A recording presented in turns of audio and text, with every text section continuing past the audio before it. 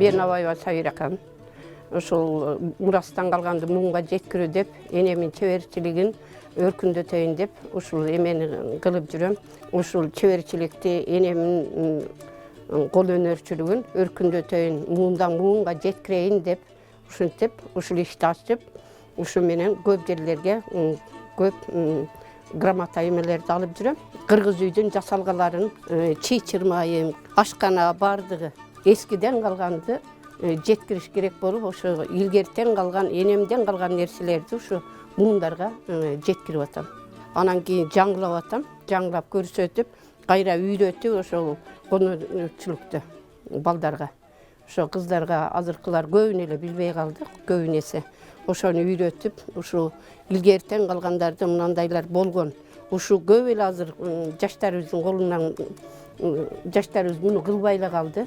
Кыргыз үйү эмне дегенди, шырдагы эмне, ала кийиз эмне, таар эмне дегенди бардыгын билбей эле калды. Ошону билгизейин деп керегеден баштап ушул бир үйдү ушул эме кылып, жасалгалап, ушу боюнча жаштарды үйрөтөйүн деп атам.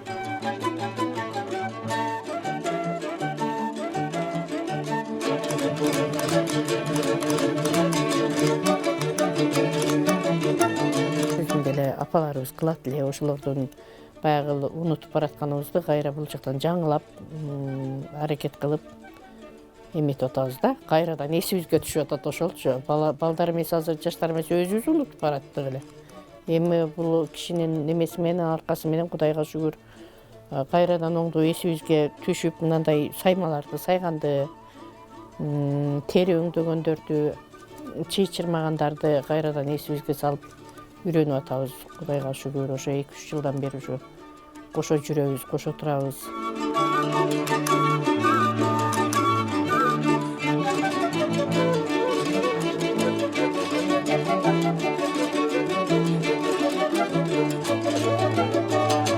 Биринчи эле кыргыз үйдүн эмесинен баштасак, мына кереге. Кыргыз үйдүн ушул түндүк болот. Ошо керегеден башталат. Кереге өзү эшиктен киргенде кыргыз үйдүн эмеси боюнча, каадасы боюнча эркек эр тарап, эпчи тарап деп айтылат. Эркек тарап бул тарабы ооздон киргенде сол тарабы эркек тарап болот. Ал жакта камчы, мына эркектердин буюмдары илинет. Анан кийин аял тарапта ошо аялга тиешелүү бардык нерселер.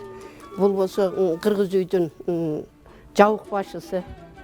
Жабык башыдан баштайлы. Баш жалгы, жабык башы кыргыз үйдө ошол боолору, түндүк жабуу, кереге таңуу, ушул бүт кыргыздын бардык нерселери бар десем болот. Мына ошону эме кылыш үчүн мынаны мен көргөзмөлөргө апарып, кыргыз үйдүн ошол эмесин колум менен жасап, эми азыр заманбап кылып алып жүргөнгө ыңгайлап темир болду.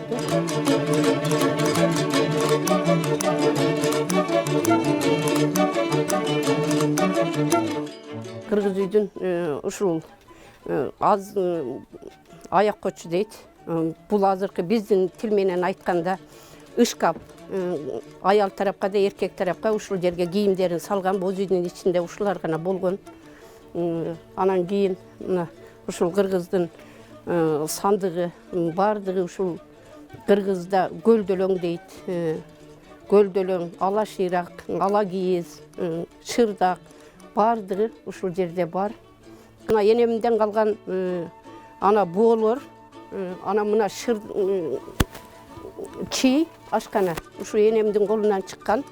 Ушул чийлер ошо канча 100 жылдык нерселер. Мына ушул мына кеселер, аяк. Ушул 100 жыл мурункулар. Мына кыргызда ошол бардыгынан эметкен бишкек, чанач.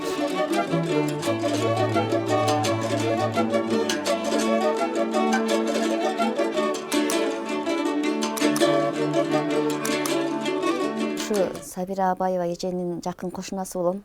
Көп жылдан бери ушул эже менен карым катнаштабыз. Бул эженин колу ууз чебер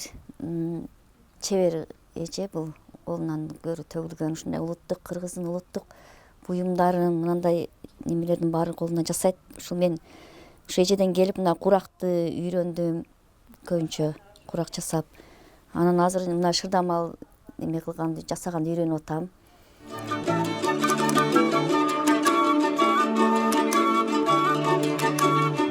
Шакирттерим бар, неберелерим бар. Эми бүгүн эмеге шартка байланыштуу мектепке кетип калды. Неберелерим үйрөнүп атат.